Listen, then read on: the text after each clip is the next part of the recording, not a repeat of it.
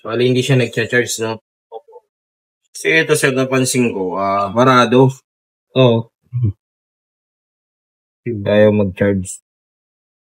Yun lang natin, sir, Bata kasi yung magamit yan. Pre, may alam ka bang pagawa ng cellphone? Oo, pre, sa Shiloh Marian's Repair Shop sa Gagalangin Tondo. Magaling dun. Grabe yung dumi, sir. May mga gusto ka bang ipagawa? Cellphone mo na luma o kaya sira? Nahikanit dalhin mo na agad sa amin. Tsak mabubuo yan at yung magagawa. Tingnan natin, sir, kung ito dahilan, kaya ayaw mag-charge siya. Pero wala naman bayad to, sir.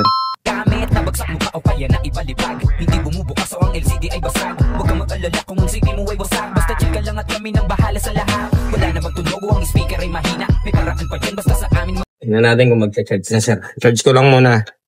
Try natin. Ito, may palo. Ito. Turo mo. Pumapalo, nakasodrain.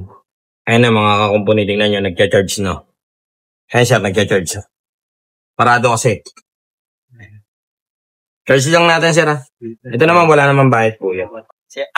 Ayun po, madumi lang po talaga yung niya, yung charging pin. Hindi naman papalitan na yan. Nilinis lang natin. Galing pa kayong Muntinlupa pa ba, sir? Inayo pa tayo. Ito, libre lang. Bibigyan siya, sir, God bless po, God bless. Dito ko muna, tol.